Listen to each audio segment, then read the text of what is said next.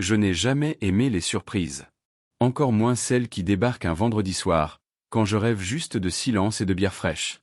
Mais ce soir-là, Clara a ouvert la porte avec un sourire coupable et un parfum étranger derrière elle. « Chérie, je te présente Laura. » Et là, je me suis dit, voilà, c'est foutu.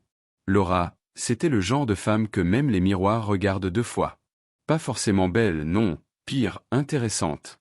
Des yeux qui brillent comme si elle venait de faire une bêtise, un rire qui te donne envie d'en faire une aussi. Elle portait une robe simple, mais sur elle, tout paraissait dangereux. Clara, ma femme, parlait trop. Elle comblait le silence, comme toujours, pendant que je fixais la bouteille de vin sur la table, en me demandant combien de verres il faudrait avant que la soirée paraisse supportable. On a dîné. Du poulet, du riz, un peu de vin blanc. Laura racontait ses histoires de boulot, ses collègues ridicules, ses voyages. J'ai ri, un peu trop fort. Elle aussi. Clara a lancé un regard, celui des femmes mariées qui entendent la fausse note dans le rire de leur mari. Mais elle a vite repris son ton de parfaite hôtesse. À un moment, Laura m'a demandé. « Et toi, tu fais quoi exactement ?» J'ai répondu comme un automate. « Je bosse dans une boîte de conseil. Rien de passionnant. » Et elle, avec ce sourire-là. « Ça dépend pour qui. Moi j'adore les hommes qui s'ennuient. Ils sont toujours pleins de surprises. » Clara a ri, un peu tendue. Moi, j'ai fait semblant de tousser. Le vin a coulé, les heures aussi. La pluie s'est mise à battre contre les vitres. Quand Laura a proposé de rentrer, Clara a dit « Tu rigoles ? Avec ce temps ? Reste dormir ici, on a la chambre d'amis. » Et voilà. En une phrase, tout a changé. J'ai rangé la table, pendant qu'elle riait dans la salle de bain. Et j'ai senti, sans la regarder, que cette nuit ne serait pas comme les autres. Pas à cause du tonnerre dehors. Mais parce que, pour la première fois depuis longtemps, il y avait de l'électricité dedans. La maison s'est calmée après le dîner. Clara est montée se doucher, pendant que je débarrassais. Laura m'a aidé, en silence d'abord, puis en fredonnant une vieille chanson de Francis Cabrel. C'est idiot, mais sa voix donnait l'impression que tout était plus doux, même la vaisselle sale. Quand tout fut propre, elle a ouvert une nouvelle bouteille. On trinque à quoi ? À la pluie, j'ai dit. À la pluie, alors. Et à tout ce qu'elle lave, ou pas. Elle a ri. Ce rire-là, je le sentais dans ma nuque. Ce n'était pas une phrase, c'était une promesse. Pas encore tenue, mais déjà dangereuse. Clara est redescendue, en pyjama, les cheveux mouillés. Elle a regardé la table, 2 verres presque vides, un 3e qui attendait. « Vous avez continué sans moi ? On t'attendait, ai-je menti ? » Mais elle a souri, fatiguée, et a dit « Je vais dormir, moi. Vous, finissez vos bêtises. » Et elle est partie. Comme ça. Sans se douter qu'elle venait de laisser un champ de mine derrière elle. Le silence s'est installé.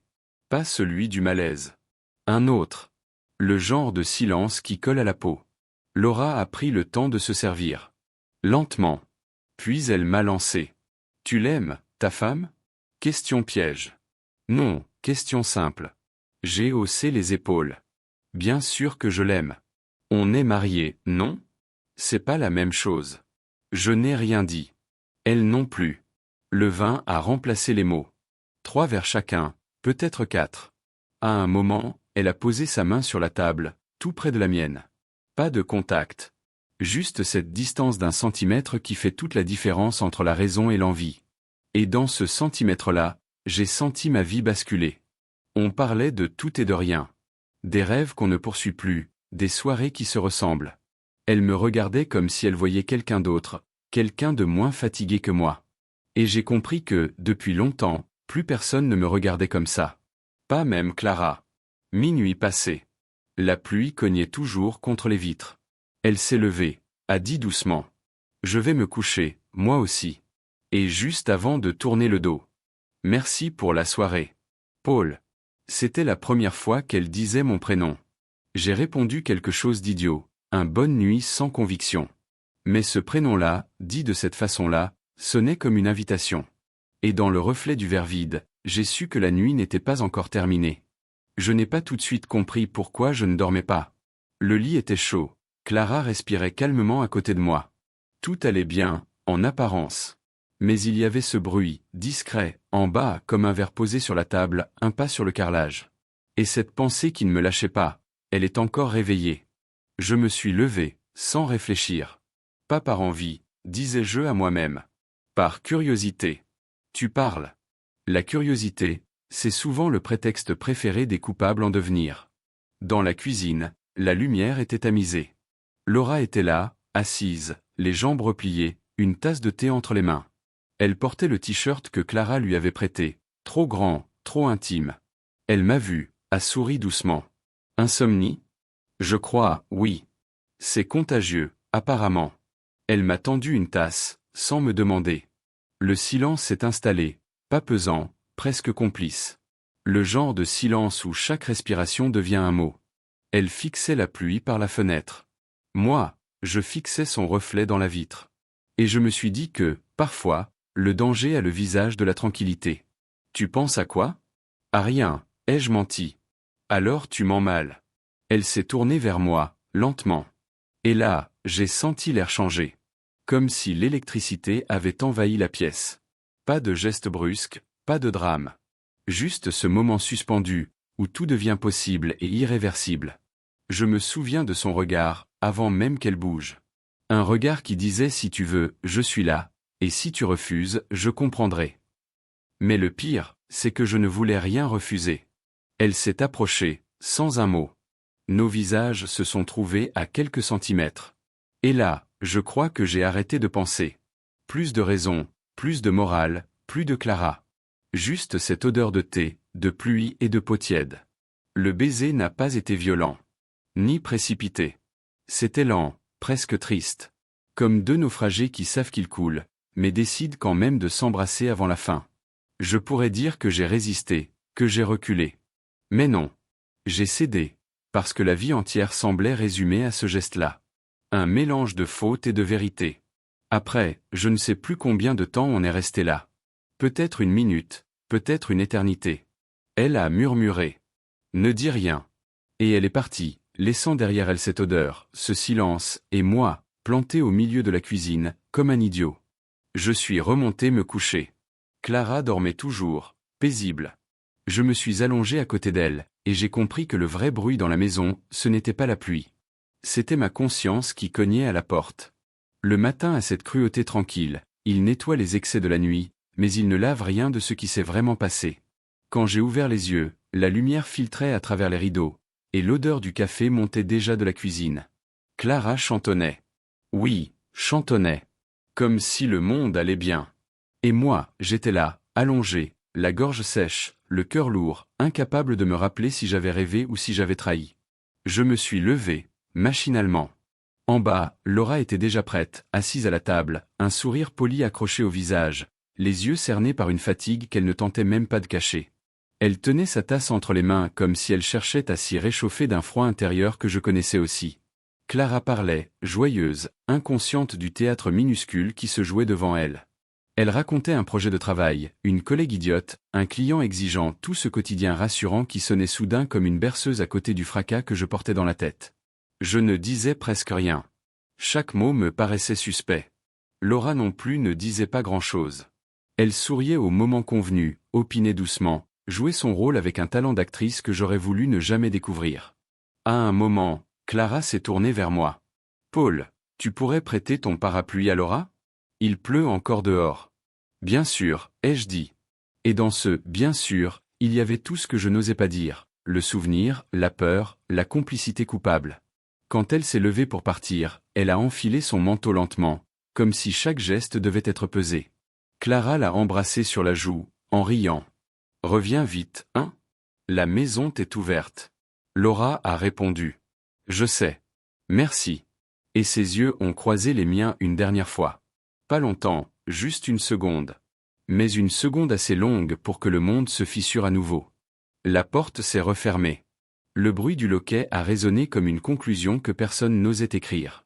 Clara m'a regardé, sans se douter de rien. Elle m'a demandé si je voulais un autre café. J'ai hoché la tête, comme un automate, incapable de distinguer encore si j'étais en train de vivre ou simplement de faire semblant. Toute la journée, son parfum est resté dans l'air. Invisible, mais présent.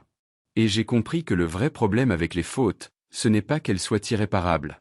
C'est qu'elles continuent d'exister, même quand tout semble réparé. Les jours qui suivirent n'avaient plus la même couleur. Tout semblait identique, le café du matin, les mets au bureau, les dîners trop silencieux et pourtant, quelque chose dans l'air avait changé. Je vivais dans un décor familier, mais comme vu à travers une vitre. Tout me paraissait plus lent, plus flou, comme si la vie avait décidé de tourner en ralenti pour que je sente le poids exact de mes mensonges. Clara, elle, rayonnait. Elle riait plus souvent, me posait des questions sur mon travail, me touchait l'épaule en passant.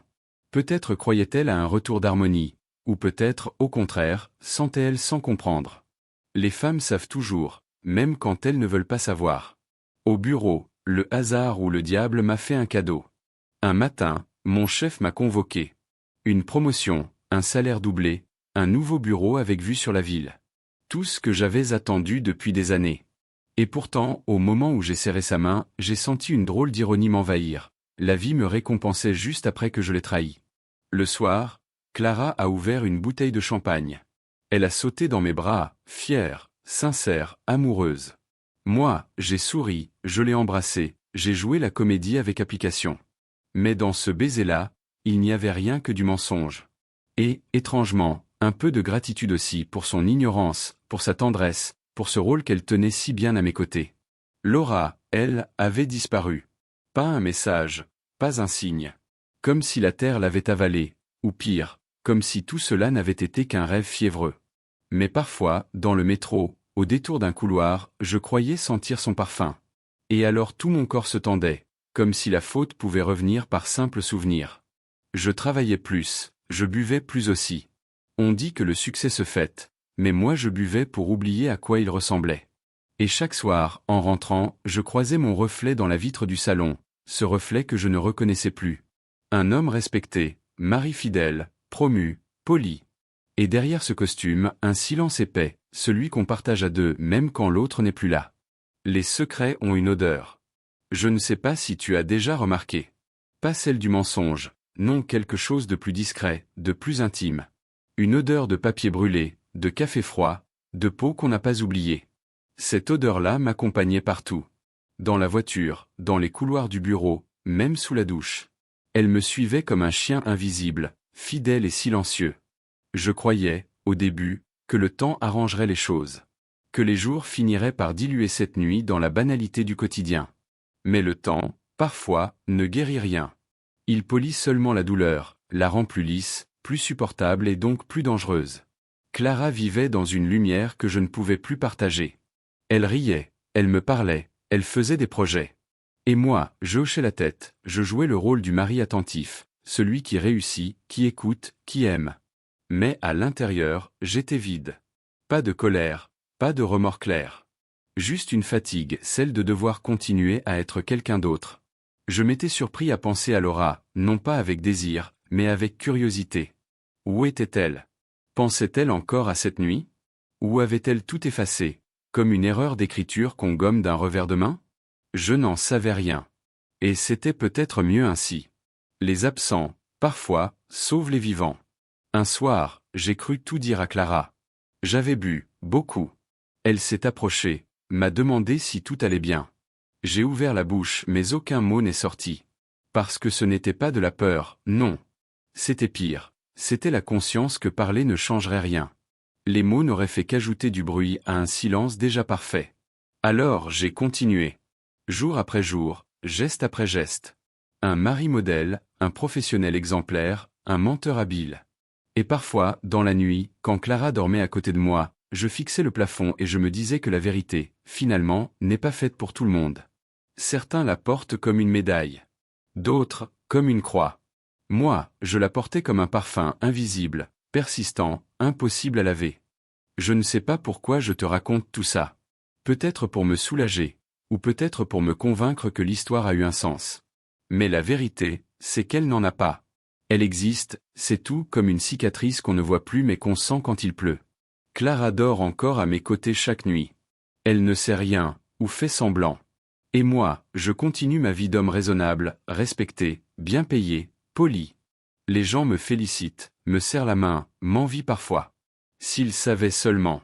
Parfois, je repense à Laura. Pas avec nostalgie, non, c'est fini depuis longtemps.